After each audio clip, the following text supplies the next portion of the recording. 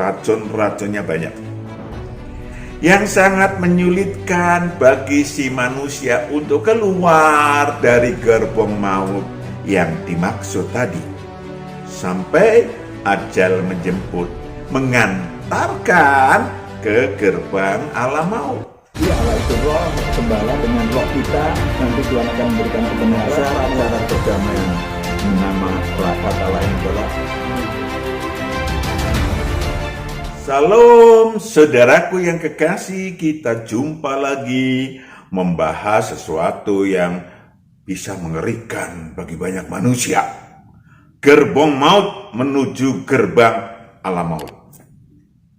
Tetapi kita akan menyaksikan satu lagu pujian terlebih dahulu sebelum kita melanjutkan.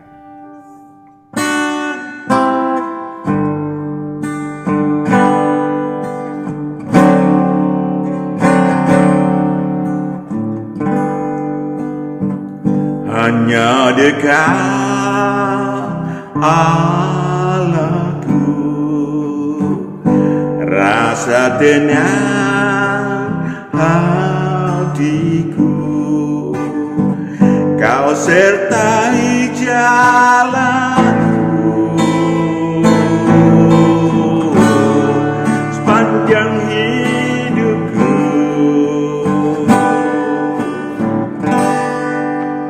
Hanya dekat padamu ada kekuatan baru. Kaulah perlindunganku,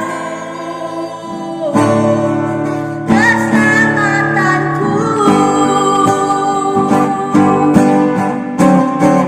Ku ingin selalu bersekutu denganmu, menikmati hadiratmu. Biarkan Kamu tinggal dalam hidupku, sungguh indah bersamamu selamanya. Ku ingin selalu bersekutu denganmu, menikmati hadiratmu.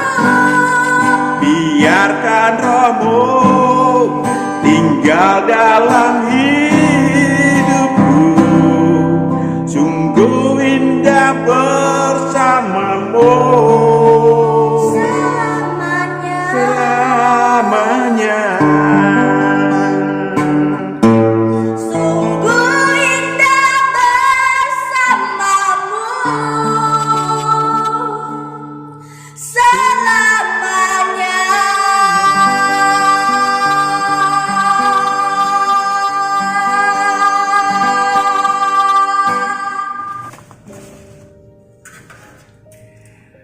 Gerbong maut menuju gerbang alam maut.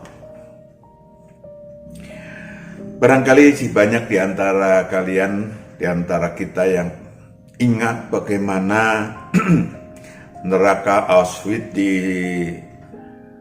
Jerman, di Polandia, di mana-mana ada neraka semacam itu, di mana Hitler menyediakan tempat penyiksaan, tempat pembunuhan bagi banyak orang Israel, orang pada saat itu, saudaraku yang kekasih, membunuh mereka dengan gas dan segala cara.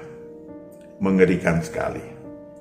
Dan saudaraku yang kekasih, mereka dibawa dengan gerbong maut menuju neraka tersebut. Masukin gerbong, ya gerbong barang, dimasukin kemudian tumpuk-tumpuk begitu sampai di neraka itu sudah 3/4 atau bahkan setengah, bahkan 3/4 mati karena nggak bisa bernafas.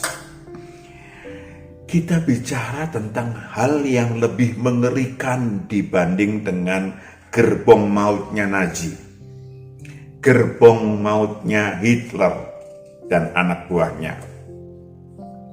Ini gerbong mautnya Lucifer, R-nya sama. Gerbong mautnya Lucifer dan anak buahnya yang memuat ratusan miliar umat manusia untuk diantar ke gerbang alam maut yang jauh lebih mengerikan daripada neraka Auschwitz yang manapun juga. Kematian memang akan dialami oleh setiap orang, saudaraku, right? Tetapi di mana saja, kapan saja. Tetapi yang mengerikan sesungguhnya pasca kematian tubuh alamiah, yakni kalau rohnya kemudian menghuni alam maut. Sungguh mengerikan. Saudaraku yang kekasih, lalu kita akan tengok dulu. Ya, kita tengok dulu. Apakah diri kita termasuk, apakah diri Anda termasuk yang sedang berada di dalam gerbong maut tersebut? Gerbong maut ada sejak Adam, Hawa, sampai kiamat kelak, pra-kiamat kelak. Saudaraku yang pertama, jangan mengkopi nasib buruk, kenajisan, absintus yang dimiliki oleh orang tua Anda, kakek nenek Anda, kakek buyut dan nenek buyut Anda. Jangan mengkopi nasib buruk mereka. Adalah bodoh, bebal jika ada manusia mengkopi kenajisan karakter buruk orang tua beserta nasib buruknya. Orang tuanya perokok, ikut perokok, penjudi, ikut penjudi, pemberhala, ikut pemberhala, pembunga uang, ikut pembunga uang, makan bunga uang aja yang dibungakan oleh orang tua itu sudah racun. Apalagi saudara mengikut membungakan uang. Hatinya berada di harta, ya, perzinahan, kesombongan, kejahatan, dan lain-lain. Coret itu. Kalau saudara tidak ingin diangkut di dalam gerbong maut. Ingat, roh-roh jahat yang pernah tinggal dalam kakek buyut, dalam kakek nenek, di dalam bapak ibu, itu akan mengalir sesuai dengan hukum dosa dan hukum maut.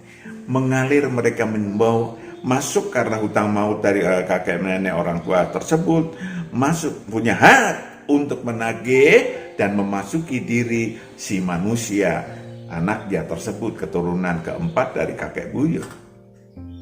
Saudaraku yang kekasih, dengan demikian sebagian roh-roh jahat tersebut yang berasal dari kakek nenek, ya, dan dari orang tua yang pernah tinggal dalam diri mereka, mereka bekerja.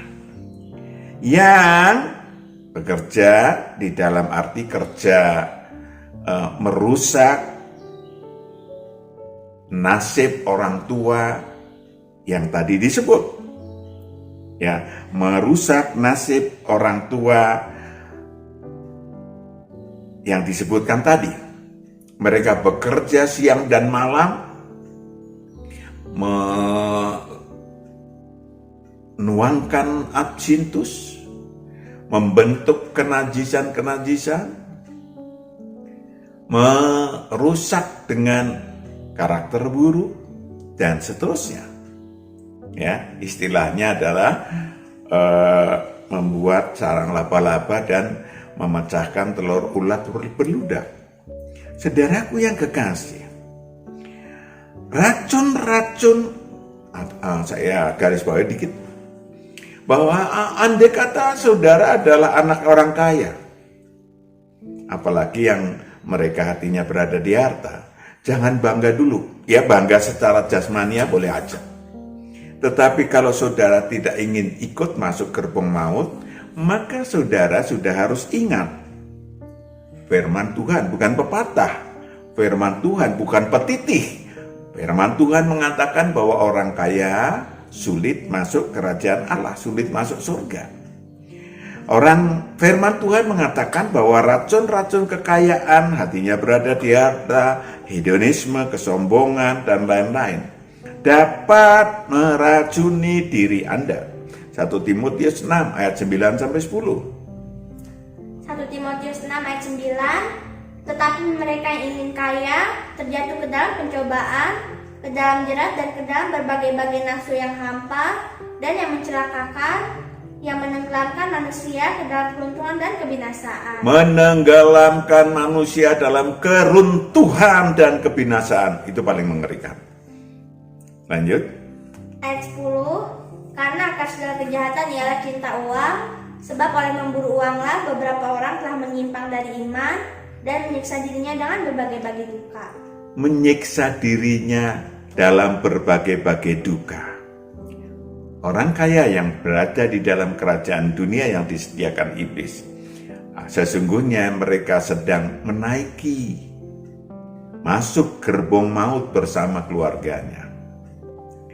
Saudaraku yang kekasih, di dalam gerbong maut, si manusia akan diberi makan aneka absintus, kenajisan, karakter buruk, ya,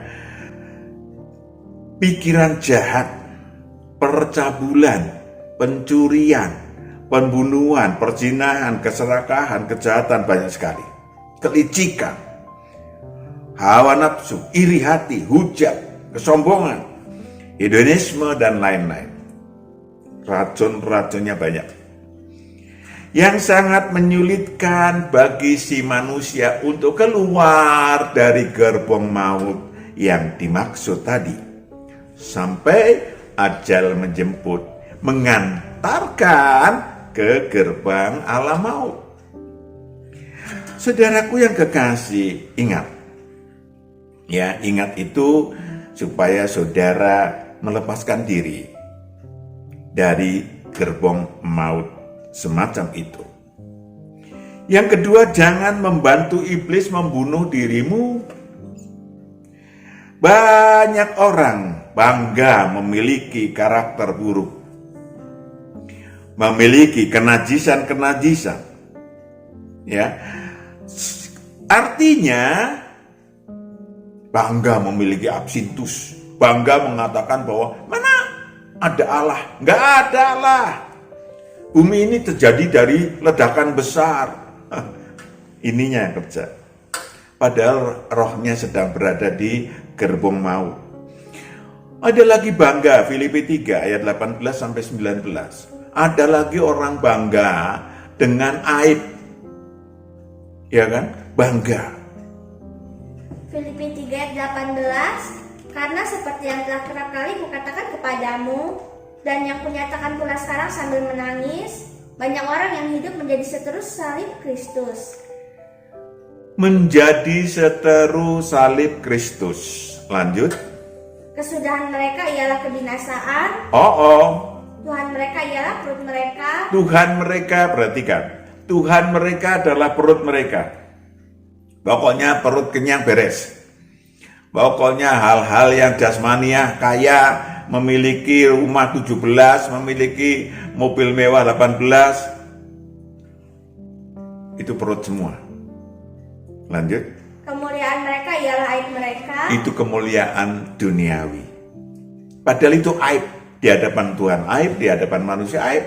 Apalagi kok duitnya hasil korupsi, hasil nipu.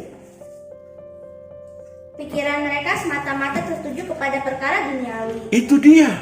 Pikiran mereka semata-mata tertuju pada duniawi. Itu menunjukkan Anda sedang membawa diri Anda di dalam gerbong maut bersama iblis menuju kebinasaan. Mengerikan kan? Saudaraku yang kekasih, seperti apa rasanya di dalam gerbong maut tadi sebagian sudah disampaikan. Ya bangga, pada aib, kemuliaan duniawi, bangga.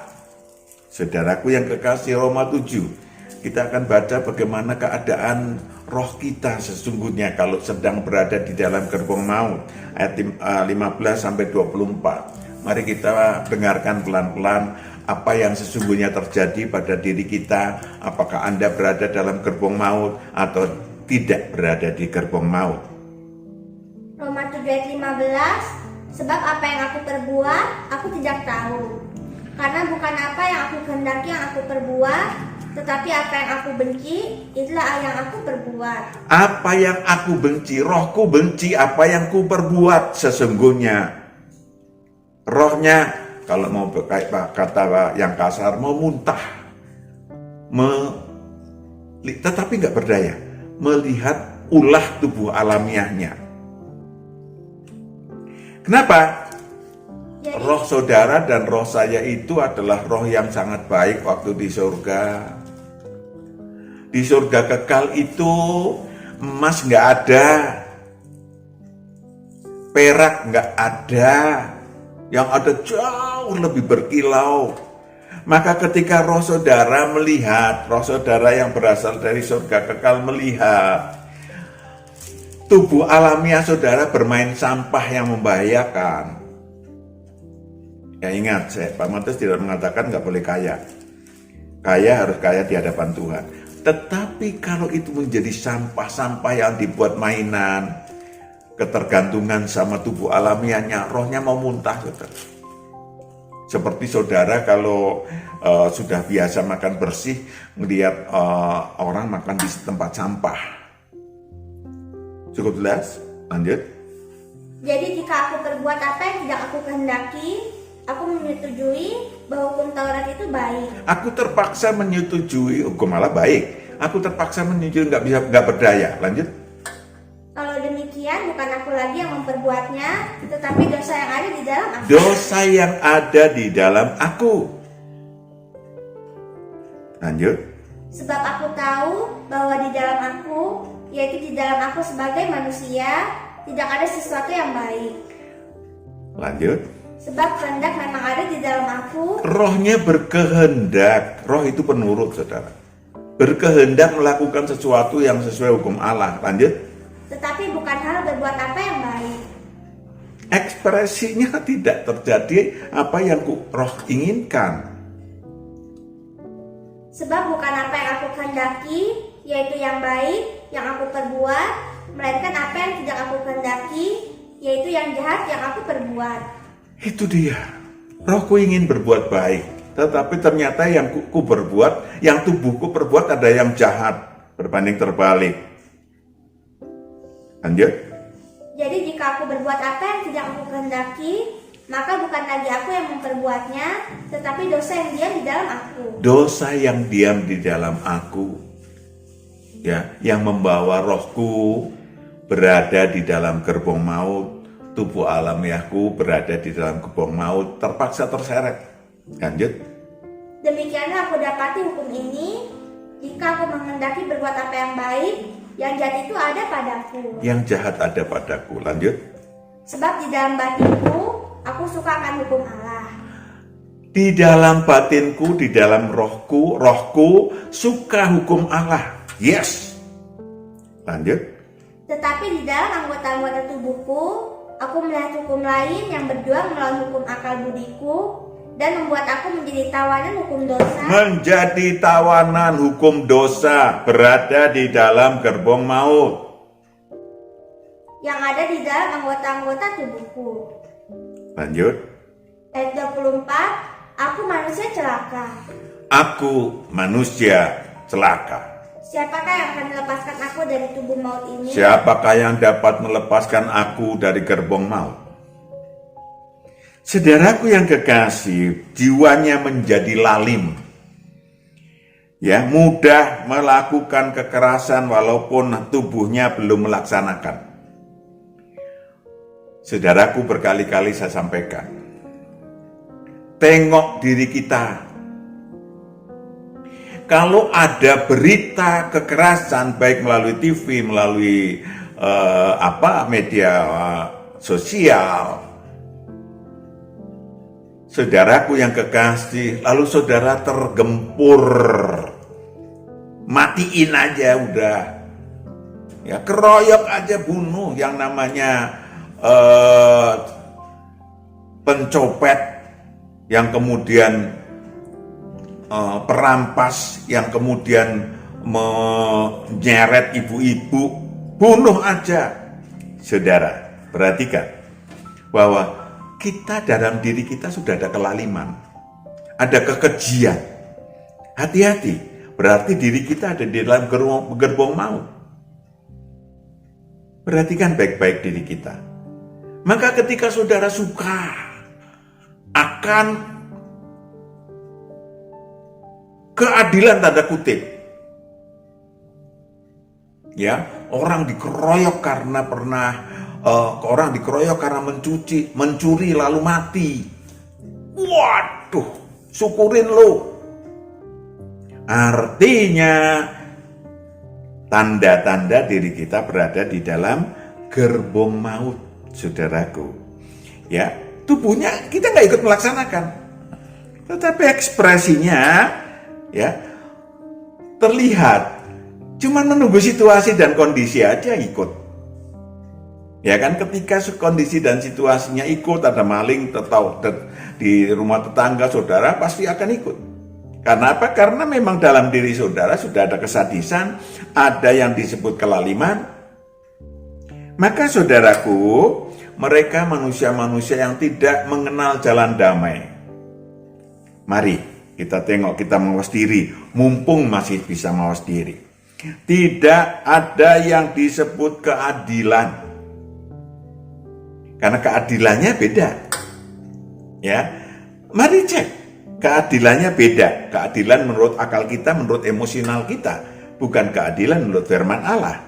Dalam kamusnya mereka memiliki apa yang disebut konflik, mudah membuat konflik, mudah membuat perpecahan. Ya. Iblis telah mengambil damai sejahtera dari diri si manusia. Wahyu 6 ayat 3-4. Berarti iblis sudah berhasil mengambil damai sejahtera daripada diri si manusia tersebut. Berarti dia berada di dalam gerbong maut. Wahyu 6 ayat 3. Dan ketika anak domba itu membuka meterai yang kedua, aku mendengar makhluk yang kedua berkata, mari. Dan majulah seekor kuda lain, seekor kuda merah padam, dan orang yang menungganginya dikaruniakan kuasa untuk mengambil damai sejahtera dari atas bumi. Mengambil damai sejahtera dari manusia-manusia yang kemudian apa yang terjadi? Sehingga mereka saling membunuh. Dan kepadanya dikaruniakan sebilah pedang yang besar. Mau dikaruniakan sebilah pedang yang besar. Mari kita tengok apakah kita belum melakukan, tetapi sudah mengekspresikan, saudaraku yang kekasih. Kita mungkin juga, kemudian si manusia mengekspresikan dengan suka sekali film-film tentang kesadisan, film-film tentang kekerasan. Saudaraku yang kekasih, tentang dendam, pembalasan dendam. Saya menyatakan itu sebagai tengok diri kita. Ya, mereka miskin empati. Bukankah copet yang dibakar itu juga manusia? Ya, saudara ACC dengan koruptor yang miliatan, tetapi tidak senang ya dengan apa yang disebut copet, yang mencopet. Katakanlah kita nggak usah bicara jumlahnya, tetapi orang itu dibakar, mengambil motor, nyolong motor. Saudara, tengok lagi ya, apakah Anda memiliki empati atau kasih? Mungkin ada sepotong apa yang disebut sebagai belas kasihan, karena nyangkut emosi sekilas, ya, belas kasihan. Banyakkan yang demikian yang berada dalam gerbong maut adalah manusia-manusia yang berada di dalam keremangan, kegelapan, karena mereka menyukainya, ya, menyukai keremangan, kegelapan. bukan keremangan lampu, keremangan jiwa. Saudaraku yang kekasih, saya ingin sampaikan kepada saudara, kita tengok Yohanes 3 ayat 19 sampai 20. Yohanes 3 ayat 19, dan inilah hukuman itu, terang telah datang ke dalam dunia, tetapi manusia lebih menyukai kegelapan daripada terang, sebab perbuatan-perbuatan mereka jahat. Sebab barang siapa berbuat jahat, membenci terang, dan tidak datang kepada terang itu, supaya perbuatan-perbuatan yang jahat itu tidak nampak. Supaya perbuatan-perbuatan yang jahat itu tidak nampak. Mereka adalah pemberontak di hadapan Tuhan. Hidupnya banyak berhadapan dengan si malakama. Yesaya 59 ayat 14 sampai 15. Yesaya 59 ayat 14 sampai 15. Hukum telah tergesa ke belakang dan keadilan berdiri jauh-jauh. Sebab kebenaran tersandung di tempat umum dan ketulusan ditolak orang. Ketulusan ditolak orang. Kita mau tulus, ditolak orang, nggak jadi tulus. Dengan demikian kebenaran telah hilang, dan siapa yang menjauhi kejahatan, ia menjadi korban rampasan. Saudara mau bertobat susah. Ya, mau bertobat malah nasibnya jelek katanya. Mau bertobat malah celaka. Sengaja iblis membuat demikian. Supaya apa? Supaya tidak banyak orang bertobat. Tidak sempat keluar dari gerbong maut. Saudaraku yang kekasih, tadi sudah dibaca, gerbong maut, orang-orang yang di dalam gerbong maut sulit menggapai terang ilahi, sulit menerima tawaran Tuhan untuk bertobat, untuk masuk kerajaan Allah, ditolak. Mereka lebih suka apa yang disebut sebagai Matius 22 ayat 4 sampai 7. Matius 22 ayat 4, ia menyuruh pula hamba-hamba lain, pesannya, katakanlah kepada orang-orang yang diundang itu, undangan dari Tuhan Yesus untuk masuk kerajaan Allah. sesungguhnya hidangan telah kusediakan, lembu-lembu jantan dan ternak piaraanku telah disembelih, semuanya telah tersedia. Datanglah ke perjamuan kawin ini. Tetapi orang-orang yang diundang itu tidak mengindahkannya. Tidak mengindahkannya, padahal undangan itu adalah undangan untuk terlepas dari gerbong maut, untuk supaya tidak masuk ke alam maut, untuk supaya tidak mati, masuk ke dalam kebinasaan atau neraka kekal. Undangan untuk roh manusia masuk kerajaan Allah. Ada yang pergi ke ladangnya, ada yang pergi mengurus usahanya. Mereka lebih senang menyukai hal-hal yang sekuler, bahkan duniawi. Apa itu? Lanjut. Dan yang lain menangkap hamba-hambanya itu, menyiksanya dan membunuhnya. Membunuh hamba-hambanya. Itu namanya kejahatan. Saudaraku yang kekasih, maka para orang-orang yang lahir kembali kan memang dosanya diampuni, kejahatannya disucikan, right? Betul? Tetapi ada hal yang untuk ikut Kristus tidak mudah. Itu berkali-kali Pak Matius sampaikan. Tidak mudah karena untuk ikut Kristus harus menyangkal diri, memikul salibnya setiap hari. Baru ikut aku. Saudaraku yang kekasih, itu yang harus dilakukan. Karena apa? Supaya dia memang benar-benar terlepas. Jangan berada di atas gerbong pegangan jendela. Saudaraku yang kekasih, saya ingin sampaikan kepada saudara-saudara terkasih, maka ketika saudara lahir kembali, maka diharuskan untuk menyangkal diri, memikul salibnya setiap hari. Diharapkan Tuhan untuk mengaktifkan rohnya. Ya, mengaktifkan rohnya Saudaraku yang kekasih, Allah itu roh, sembahlah dengan roh saudara. Membuang seluruh keinginan daging. Seluruh keinginan daging melompat keluar dari gerbong maut. Saya ingin sampaikan yang ketiga, yang terakhir. Jangan membiarkan iblis tetap mengembangkan absintus, kenajisan yang mereka tanam sejak roh-roh jahat itu tinggal dalam diri saudara. Ketika sudah lahir baru, roh jahat itu keluar dari diri saudara. Jangan kemudian melanjutkan, tetap memiliki, tadi hampir sama. Sebaliknya, jika Anda tidak secara intensif membuang semua absintus, kenajisan dalam diri Anda, maka akan sulit saudara keluar dari gerbong maut. Dan Anda akan bernasib lebih buruk karena roh-roh jahat itu berhasil masuk lagi ke dalam diri saudara. Ya, sudah kerap kali disampaikan hal itu.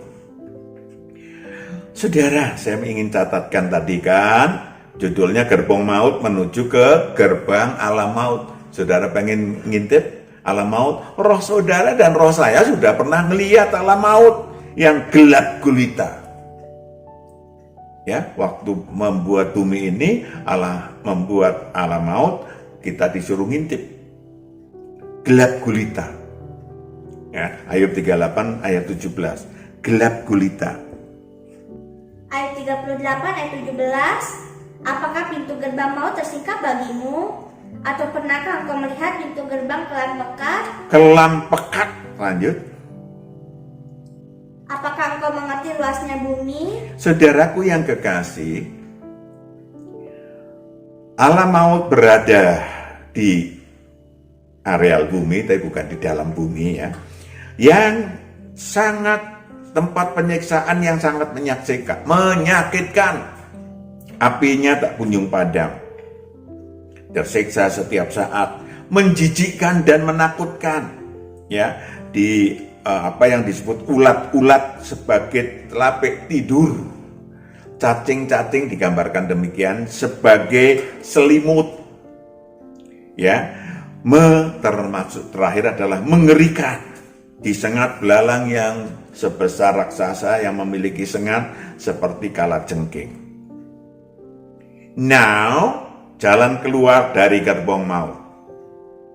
Sudah sebagian, tapi yang terakhir akan kita sampaikan, Pak Matius sampaikan, bagi yang belum lahir kembali, intip jendela gerbong maut, cari terang ilahi, tinggalkan perbuatan-perbuatan jahat, bertobat total, artinya hasilkan buah dari pertobatan.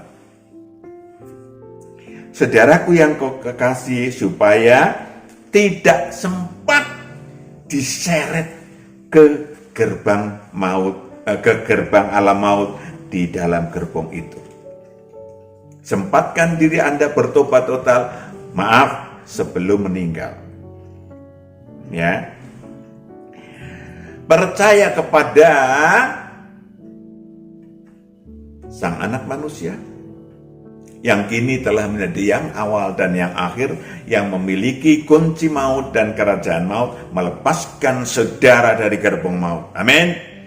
Yang kedua, bagi yang sudah lahir kembali, saudara tadi sudah saya sampaikan, menyangkal diri setiap hari, memikul salibnya setiap hari.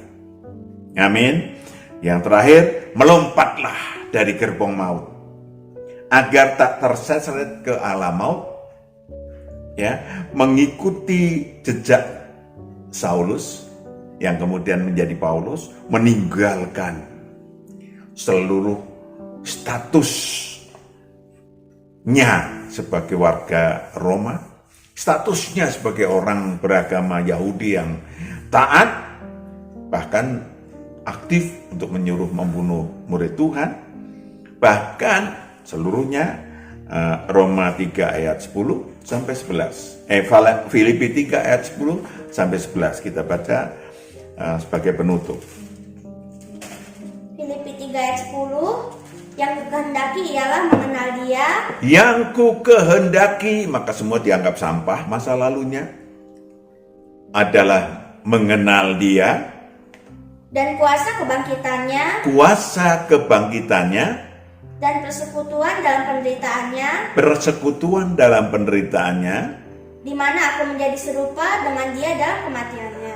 Serupa dengan dia dan kematiannya. Artinya dia lompat dari gerbong maut.